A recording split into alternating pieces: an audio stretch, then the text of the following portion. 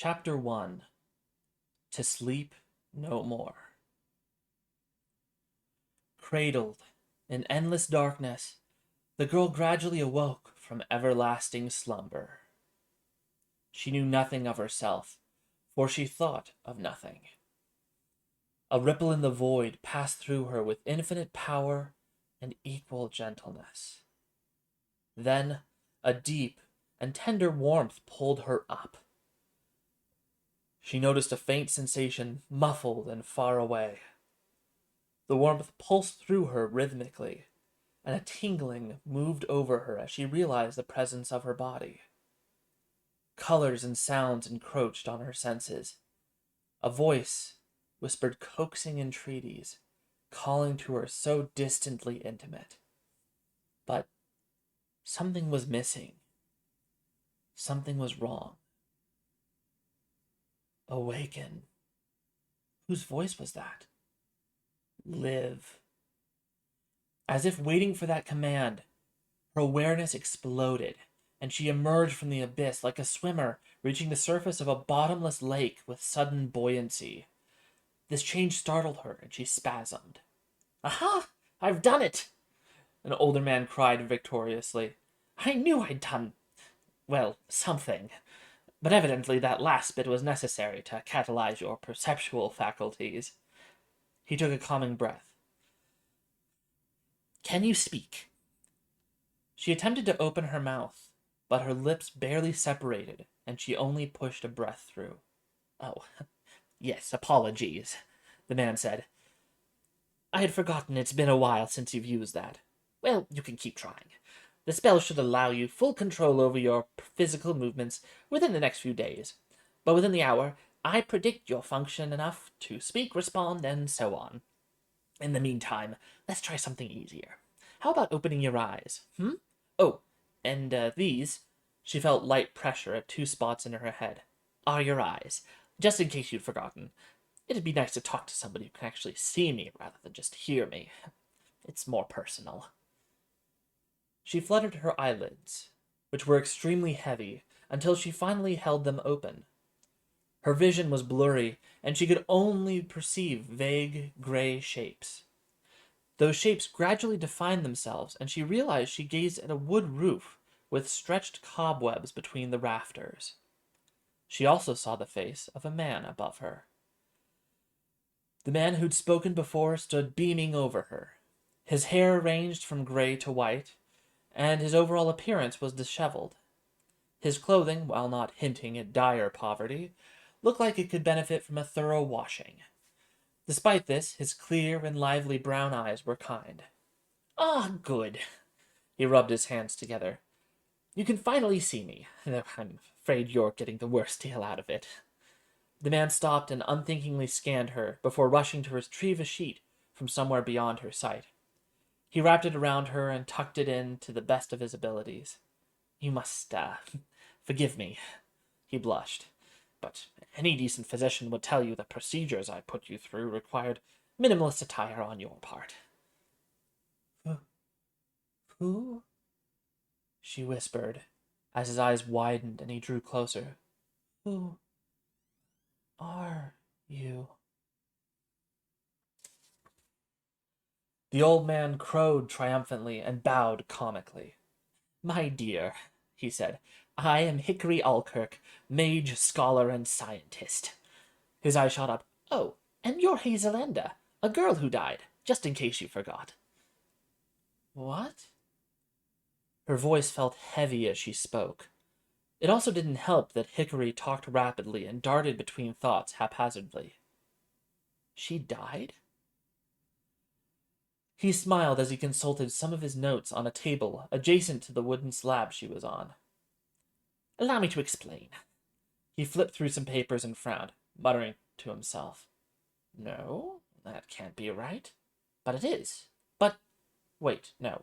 Yes. I, He scratched his head. I'm sorry, my dear, he said to her. I'll give you the abbreviated version of my research while I run a few diagnostic tests to ensure everything works properly. Necromancy is more art than science, I'm afraid, and I'm a terrible artist. He beamed at her. The tests won't hurt, I assure you. I just don't want you exploding suddenly. Her eyebrows raised. I mean, that's just an example, I assure you. It's unlikely. His eyes looked everywhere except at her. Somehow, she wasn't convinced. He touched her wrist, and she felt an electric zap, followed by warmth. I wanted to create a new variety of undead creature. You are the result of that experiment. The zap to her wrist energized her. There's more than one kind? He nodded absently and moved his hand to her neck, placing his thumb and forefinger just under the back of her jaw. She felt a small sting. Hmm? Oh, there are many kinds of undead, but most fall into one of four primary categories. Zombies are the most common variety. Do you know what a zombie is? She sensed the fog dissipating. The sting in her neck acted like a mental breeze. Zombies, she mused. She remembered a woman, her mother, calling her a zombie when she stayed awake too late. They're mindless, right? He smiled and nodded. That's what most people think, and it's not entirely incorrect. He moved his hand away from her neck and rubbed his fingers together, which glowed with a pale blue light.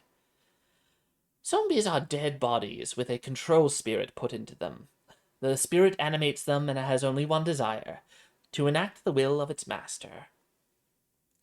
Hazel met his eyes. So, I'm not a zombie. He put his fingers to her forehead, and the light shifted in color from blue to yellow. He nodded with satisfaction. Oh, certainly not. You are yourself, body and soul, which makes you closer to a revenant or lich than it does to a draugr or zombie. She blinked several times. Then, what? She got the impression that even if her head hadn't felt thick, she would have struggled to understand Hickory. He stepped in front of her and made several hand motions before putting the edge of his palm against her sternum. Draugr are essentially strong and intelligent zombies with magical powers. Both of them decay over time, following the same general timeline as a corpse. He closed his eyes and breathed. He cocked his head and opened his eyes again. Interesting. He wrote a few notes on the adjacent table. What? Hazel asked. Interesting how? I will answer your question momentarily, he said. He slowed his breathing, and the creases in his face smoothed as he visibly relaxed. Hickory raised a hand, flickering intermittently with a radiant golden light. The mage opened his eyes and frowned at the sputtering magic. Work, damn it! He exclaimed. The light instantly extinguished. He sighed and repeated the process, producing the same unstable golden flashes. Hickory opened his eyes and touched her shoulder with his glowing hand. A peaceful warmth radiated into her shoulder in time with the pulses of light. He continued breathing calmly. How does that feel? Good. Huh. He withdrew his hand and scribbled more notes.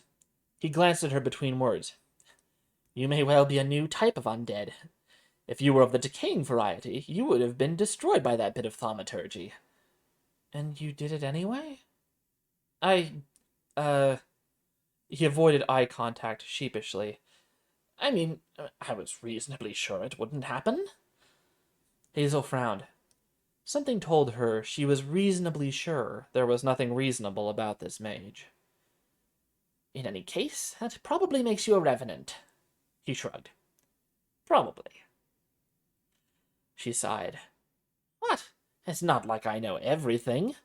He rubbed his fingers together and thin tendrils of pinkish smoke rose from his fingers. There should be one more simple and perfectly safe diagnostic. He extended his hands toward Hazel, and a blast of pink energy exploded through the room, blasting Hickory out of view. She heard a bottle shatter from the impact. He scrambled to his feet. His eyes darted around the room, and his face paled. Safe? Hazel questioned. It should have been. He regarded her cautiously. There was something in his gaze she couldn't quite understand. It was almost distrusting. He seemed afraid. He shook himself and ran back to collect some paper from the ground and scribbled. He glanced back at her with nervous excitement. "You really are quite extraordinary, Miss Enda," he said. "You're similar to a revenant, but show no vital deterioration, which is common to such creations. Semele is a jealous goddess, and doesn't give back the dead without a cost. Revenants don't possess innate arcane ability, however, unlike you." "But I'm not magical." "You mean you weren't magical," Hickory corrected. "That spell simply measured the amount of innate magic within you. All creatures have some magic, but typically not much. The result I got from you implies much greater arcane potential than most spellcasters. In fact," he hesitated, "you could say your power is almost lich-like in magnitude." Hazel pondered what he said. Liches. She'd heard stories about them. They were monsters bards sung of in epic poems. To fight a lich was comparable to fighting a great dragon, an insurmountable task none but a legendary hero could accomplish and survive. Hickory tapped the tip of his quill against his cheek absently, inadvertently putting ink freckles over his face. "A revenant with a lich's power. It's a terrifying prospect. But you can't be a lich. Those take years to make. Decades. You've only been dead a couple of months." He smiled nervously. "I guess you really were a stroke of divine inspiration. I created a new type of a dead. It's hard to believe, frankly." He gazed down at her absently for several long moments. Abruptly, he blinked and shook himself. "Oh, please forgive my negligence, dear child. Let me raise the bed." A series of gears clanked, expanding her view of the room. The area was in a state of extreme academic disarray. Multiple tables with open books stacked upon each other, with hastily written notes scattered around her. Various potions lying at odd angles were placed in no specific order over desks, chairs, and on loose pieces of parchment and paper. Mismatched candelabra rested precariously on uneven surfaces and without regard for the paper now strewn throughout the room, possibly due to the earlier explosion. Half-eaten meals lay slowly decaying in random locations, and a kettle was whistling somewhere behind her. A wooden staircase leading up to a door, coupled with the absence of natural light, gave Hazel the impression she was underground. When he finished bringing her into an upright position and further secured her wrappings, he smiled. He opened his mouth to speak when the room shook. Footsteps and voices clamored above them and from the top of the staircase. Hickory retreated furtively until he stood beside Hazel. "It's okay. They won't find us down here, so long as we're quiet," Hickory whispered. "I have the doorway carefully hidden. They'll never be able to guess where it—" "Hey!" shouted a voice from upstairs. "I found a doorway behind the bookshelf." "Damn," Hickory muttered. "At least the door is locked." "Hickory Alkirk," proclaimed a man from behind the door. "You are suspected of practicing necromancy. This is Chief Inquisitor Thomas Eller of the Department of Inquisition of the Council of Archmages. Open immediately. You have violated the laws established by the Council of Archmages, the Grey Empire, and the sovereign nation of Athelion." "No, no, no, no, no, no, no," Hickory muttered as he reached under papers and clutched a gnarled wand. "I've come too far to have these naysayers interfere now. Not now. Why did it have to be now?" The door burst open, revealing a man in his 30s, dressed in an elegant blue robe, emblazoned with a single white rose. The robe fell just above his ankles and looked more functional than Hazel expected for such a garment. Behind him appeared several soldiers. His eyes flicked over the room, betraying no emotion.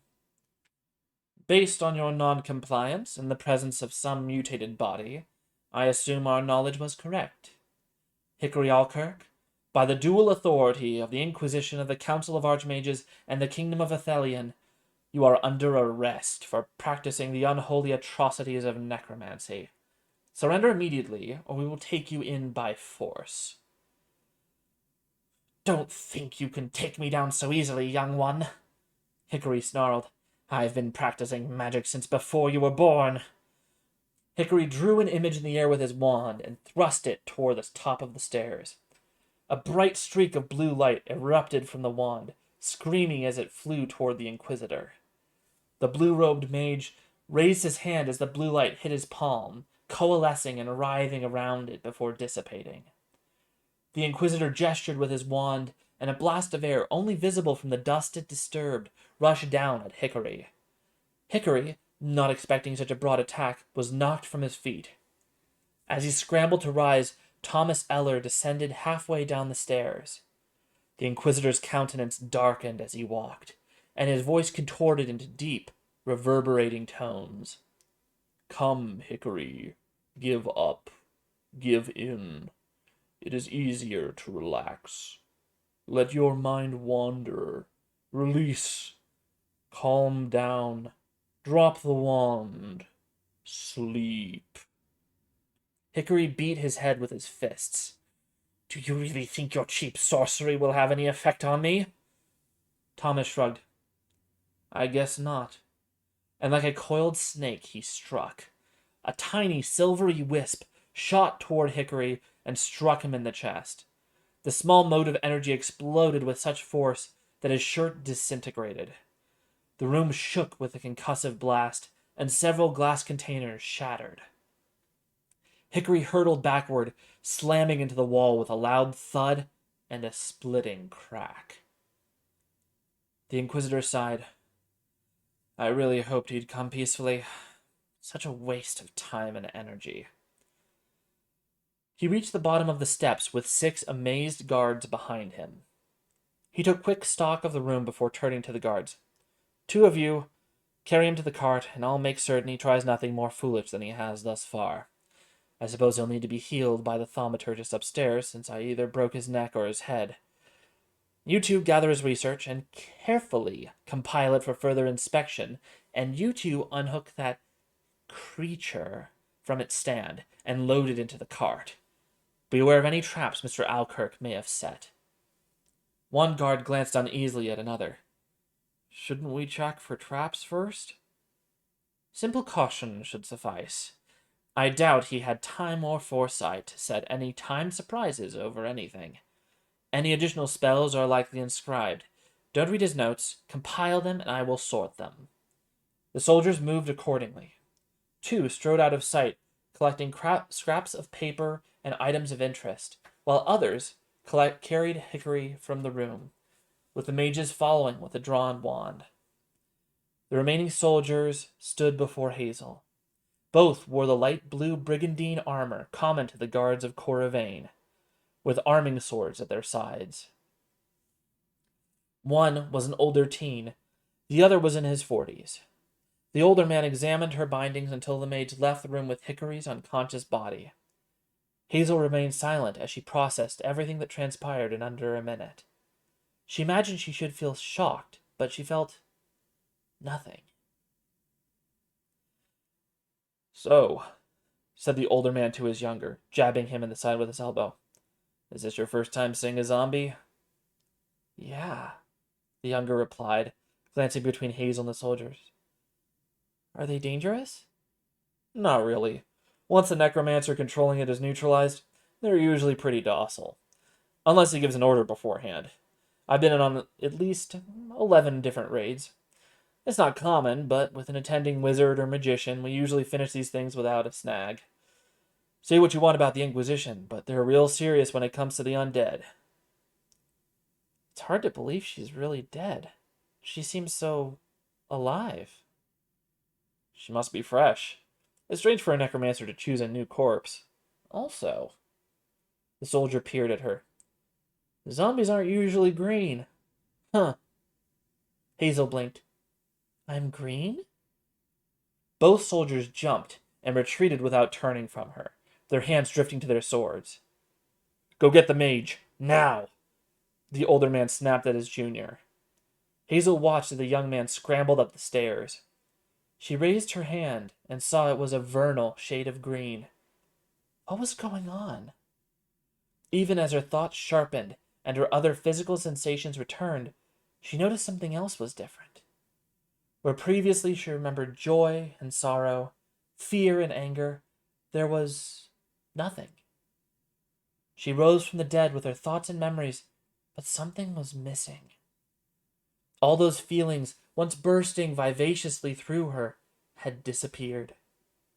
Despite rising from the grave as a living person, she'd lost the feeling of being alive.